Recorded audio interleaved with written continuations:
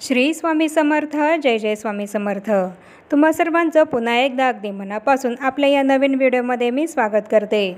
आपल्याला आयुष्यामध्ये अनेक वेळा बरेच मोठमोठे निर्णय हे घ्यावे लागतात आणि हे निर्णय घेताना बऱ्याच वेळा आपली द्विधा मनस्थिती होते की हे काम मी करावं की नाही. याबद्दल आपल्या मनामध्ये द्विधा मनस्थितीही निर्माण होते. असे मोठमोठे निर्णय घेताना आपल्या मनामध्ये अनेक वेळा गोंधळ हा निर्माण होतो. एखादं काम मी करावं की नाही याबद्दल आपल्या मनामध्ये शंकाही निर्माण होते. एखादा निर्णय घेताना जर आपण चुकलो, आपला निर्णय जर चुकला तर आपल्याला नुकसान होईल का फायदा होईल, यासारख्या अनेक शंका आपल्या मनामध्ये निर्माण होतात. जसं की आपण एखादं घर हे घेणार असो आणि तेव्हा आपल्या मनामध्ये असा प्रश्न निर्माण होतो की हे घर मी घ्यावं की नाही, हे घर घेतल्याने माझी प्रगती होईल की नाही.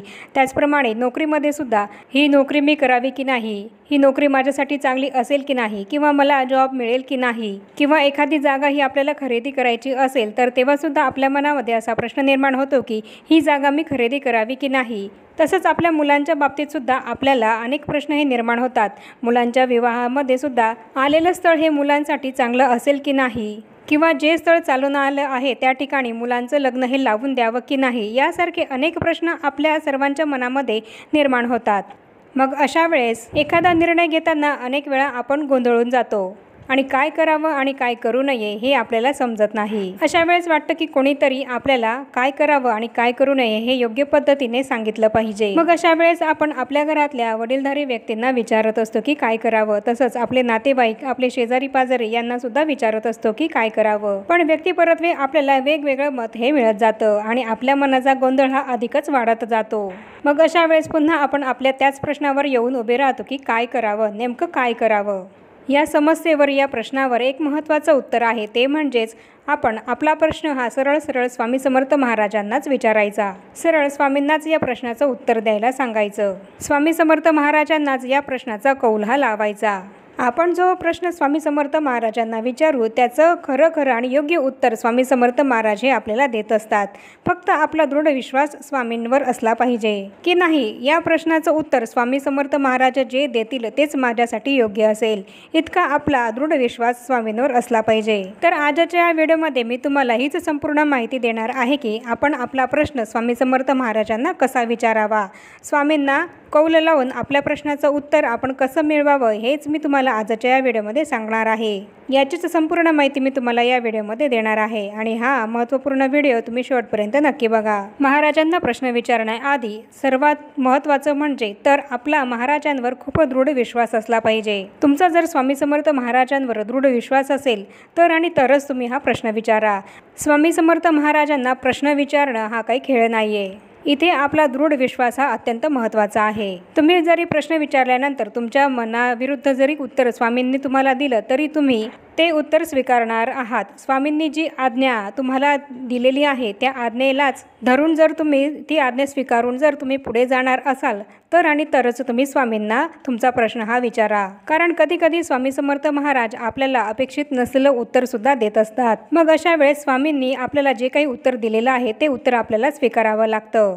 कारण स्वामींनी आपल्याला जे उत्तर दिलेलं आहे त्यातच आपलं भलं हे असतं. कारण स्वामी समर्थ महाराजांना माहिती असतं की आपल्यासाठी काय योग्य आहे आणि काय योग्य नाही आहे, हे फक्त आपली स्वामी समर्थ माऊलीच जाणत असते. आणि म्हणूनच स्वामींनी आपल्याला अपेक्षित नसलेलं उत्तर जरी आपल्याला दिलं तरीसुद्धा स्वामींनी आपल्याला जे उत्तर दिलं आहे ते उत्तरच स्वामींनी आपल्याला केलेली आज्ञा मानून ते उत्तर आपल्याला स्वीकारायचं आहे आणि तिथूनच त्या उत्तराला धरूनच आपल्याला पुढे जायचं आहे. आणि जर तुम्ही स्वामी समर्थ महाराजांनी जे उत्तर दिलं त्या उत्तराच्या विरुद्ध जर गेलात तर तुमचं नुकसानसुद्धा होऊ शकतं. आणि म्हणूनच स्वामी समर्थ महाराजांवर संपूर्णपणे विश्वास ठेवूनच आपल्याला त्यांना प्रश्न हा विचारायचा आहे आणि त्यांनी जे उत्तर दिलं आहे त्याला धरूनच आपल्याला पुढे हे जायचं आहे. तर आता स्वामी समर्थ महाराजांना आपण आपला प्रश्न कसा विचारायचा, तर आपला प्रश्न विचारण्यासाठी आपल्याला एक कोरा कागद हा घ्यायचा आहे, कोरा पेपर घ्यायचा आहे. मग तुम्ही तो पूर्णपणे कोरा घेतला तरी चालेल किंवा लाईन असलेला पेपर घेतला तरीसुद्धा चालेल. आणि त्या पेपरचे आपल्याला 2 समान भाग करायचे आहे. दोन्ही भाग आपल्याला समानच ठेवायचे आहे. त्या पेपरचा एक लहान तुकडा आणि एक मोठा असा आपल्याला करायचा नाही आहे. पेपरचे दोन्ही समान भाग आपल्याला करायचे आहेत आणि त्या दोन्ही पेपरवर आपल्याला वरती श्री स्वामी समर्थ असं लिहायचं आहे. एका लाल पेनाने आपल्याला त्या पेपरवर, दोन्ही पेपरवर श्री स्वामी समर्थ असं लिहायचं आहे. आणि त्यानंतर तुमचा जो काही प्रश्न आहे, तुमची जी काही इच्छा आहे, त्या इच्छेला अनुसरून तुम्हाला, म्हणजे उदाहरणार्थ जर मला घर घ्यायचं आहे तर एका पेपरवर मी लिहील की मी हे घर घ्यावे आणि दुसऱ्या पेपरवर मी असं लिहील की मी हे घर घेऊ नये. किंवा तुम्ही असं सुद्धा लिहू शकता त्या पेपरवर की हे काम मी करावं आणि दुसऱ्या पेपरवर असं लिहायचं की हे काम मी करू नये. किंवा तुम्ही असं सुद्धा लिहू शकता, तुमच्या मनामध्ये जी इच्छा आहे त्या इच्छेला अनुसरून तुम्ही एका पेपरवर होय आणि दुसऱ्या पेपरवर नाही असं सुद्धा लिहू शकतात. आणि त्यानंतर या दोन्ही चिठ्ठ्यांची आपल्याला, या दोन्ही पेपरची आपल्याला एकसारखीच गडीही घालायची आहे. या दोन्ही पेपरची समान गडी घातल्यानंतर या दोन्ही चिठ्ठ्या आपल्याला आपल्या हातामध्ये घ्यायच्या आहे आणि स्वामी समर्थ महाराजांच्या फोटोसमोर बसायचं आहे. सर्वात प्रथम स्वामी समर्थ महाराजांना आपल्याला मुजरा करायचा आहे, नमस्कार करायचा आहे. आणि त्यानंतर ज्या कामाबद्दल तुमच्या मनामध्ये शंकाही निर्माण झाली आहे की तुम्ही हे काम करावं किंवा नाही करावं, याबद्दल तुम्ही स्वामी समर्थ महाराजांना सांगायचं आहे. तुमच्या मनामध्ये जो प्रश्न निर्माण झाला आहे तो प्रश्न तुम्हाला स्वामी समर्थ महाराजांना सांगायचा आहे. आणि स्वामी समर्थ महाराजांना हात जोडून विनंती करायची आहे की स्वामी समर्थ महाराज, तुम्ही मला याचं योग्य ते उत्तर द्या. स्वामी समर्थ महाराजांना आपल्याला योग्य मार्गदर्शन करण्याची विनंतीही करायची आहे. आणि त्यानंतर या स्वामी समर्थ महाराजांना आपल्याला जो काही प्रश्न विचारायचा आहे त्यासाठी आपण ज्या चिठ्ठ्या तयार केल्या आहे त्या चिठ्ठ्यांना आपल्याकडे जी काही रक्षा असते, विभूती असते, ती लावायची आहे दोन्ही चिठ्ठ्यांना. आणि त्यानंतर तुमच्या घरामध्ये स्वामी समर्थ महाराजांचा फोटो असो किंवा मूर्ती असो, त्या मूर्तीच्या किंवा फोटोच्या चरणाशी या चिठ्ठ्या आपल्याला लावायच्या आहे. आणि त्यानंतर त्या स्वामी समर्थ महाराजांच्या फोटोसमोरच त्यांच्या चरणाशीच या चिठ्ठ्या आपल्याला ठेवायच्या आहे. आणि त्यानंतर एक माळ आपल्याला श्री स्वामी समर्थ या षडाक्षरी मंत्राची करायची आहे. मग इथे तुम्हाला जर वेळ असेल तर 11 माळीसुद्धा श्री स्वामी समर्थ या मंत्राच्या करू शकतात. त्यानंतर पुन्हा स्वामी समर्थ महाराजांना मुजरा करायचा आहे, नमस्कार करायचा आहे आणि पुन्हा स्वामींना आपल्याला योग्य तो निर्णय देण्याची विनंती करायची आहे.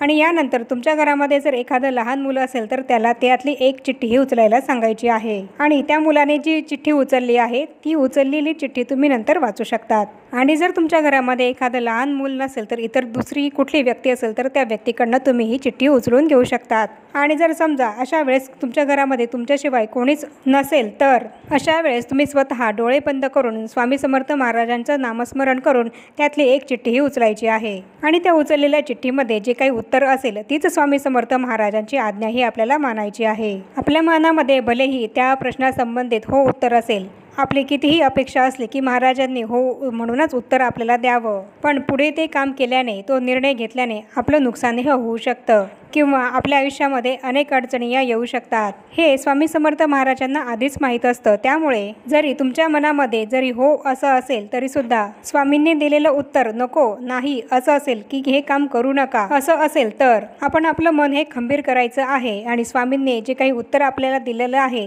त्या उत्तराला आपल्याला स्वीकार करायचा आहे. त्या उत्तराला धरूनच आपल्याला पुढे जायचं आहे. कारण आपल्यासाठी काय योग्य आहे, आपलं कल्याण कशामध्ये आहे हे फक्त आणि फक्त स्वामी समर्थ महाराजांनाच माहिती आहे. आपल्या भविष्यासाठी जे काही चांगले आहे तेच स्वामी समर्थ महाराज आपल्याला सांगत असतात. आणि स्वामींनी नको सांगितलेलं असताना सुद्धा आपण जर ते काम केलं, नाही आपल्या मनामध्ये आहे की नाही माझ्या मनामध्ये आहे मला हे काम करून बघायचं आहे, स्वामींनी नको सांगितलेलं असताना सुद्धा जर तुम्ही ते काम केलं तर ते काम तुमचं कधीही पूर्ण होणार नाही. याचा तुम्ही स्वतः अनुभव हा घेऊन बघा. त्या क्षणाला आपल्याला असं वाटेल की स्वामी समर्थ महाराजांनी असा निर्णय का दिला, पण कालांतराने स्वामी महाराजच आपल्याला दाखवून देतील की तो निर्णय आपल्यासाठी कसा अयोग्य होता, ती गोष्ट आपल्यासाठी कशी अयोग्य होती. तुम्हाला सुद्धा तुमच्या आयुष्यामध्ये निर्णय घेणं कठीण झालं असेल, काय करावं काय करू नये असं तुम्हाला वाटत असेल, द्विधा मनस्थिती तुमची झाली असेल तर तेव्हा तुम्ही याप्रमाणे चिठ्ठ्या टाकून स्वामी समर्थ महाराजांना तुमचा प्रश्न हा विचारू शकतात. याप्रमाणे चिठ्ठ्या टाकून स्वामी समर्थ महाराजांना प्रश्न विचारण्याचा संदर्भ हा स्वामी चरित्र सारामृत या ग्रंथामध्ये सुद्धा अध्याय 12व्यामध्ये दिलेला आहे. बाळाप्पा महाराज हे सुद्धा त्यांचा प्रश्न याचप्रमाणे स्वामी समर्थ महाराजांना चिठ्ठ्या टाकून विचारत असत आणि स्वामी समर्थ महाराज जे उत्तर देतील तेच ते स्वीकारत असत. स्वामी समर्थ महाराजांना आपण आपला प्रश्न कोणत्याही दिवशी कोणत्याही वारी विचारू शकतो. गुरुवारच असला पाहिजे याची काही आवश्यकता नाही. कधी कधी आपल्याला निर्णय घेण्यासाठी तो तात्काळ लगेच घ्यावा लागतो. मग अशा वेळेस तुम्हाला जो काही प्रश्न हा पडलेला आहे तो स्वामींना गुरुवारीच विचारला पाहिजे असं काही जरुरी नाही. तुम्हाला त्या प्रश्नाचं उत्तर हे तात्काळ हवं असेल तर कोणताही वार असला तरीसुद्धा तुम्ही स्वामी समर्थ महाराजांना याप्रमाणे चिठ्ठ्या टाकून याप्रमाणे कौल लावून आपला प्रश्नाचं उत्तर हे मिळवून घेऊ शकतात. आणि याप्रमाणे चिठ्ठ्या टाकल्यानंतर तुम्हाला जे उत्तर मिळेल तेच तुम्हाला ग्राह्य धरायचं आहे आणि तोच स्वामींचा संकेत आहे असं मानायचं आहे. स्वामींनी दिलेल्या उत्तरावर विश्वास ठेवूनच आपल्याला तो निर्णय स्वीकारायचा आहे. तर याप्रमाणे मी तुम्हाला आजच्या या व्हिडिओमध्ये संपूर्ण माहिती दिली आहे की आपण स्वामी समर्थ महाराजांना आपला प्रश्न हा कसा विचारावा, चिठ्ठ्या टाकून स्वामी समर्थ महाराजांना कौल हा कसा लावावा, याबद्दलची संपूर्ण माहिती ही मी तुम्हाला आपल्या आजच्या या व्हिडिओमध्ये दिली आहे. तर याप्रमाणे तुम्ही सुद्धा स्वामींना आपला प्रश्न हा विचारू शकतात. आणि आता आजच्या या छोट्याशा माहितीसह आपण आपला आजचा हा व्हिडिओ इथेच थांबूया. चॅनलवर जर पहिल्यांदाच आला असाल तर चॅनलला जरूर सबस्क्राईब करा आणि या व्हिडिओला जास्तीत जास्त लाईक आणि शेअरसुद्धा जरूर करा. आणि भेटूया पुन्हा अशाच नवीन एका माहितीपूर्ण आणि महत्त्वपूर्ण व्हिडिओसोबत. तोपर्यंत सर्वांना श्री स्वामी समर्थ.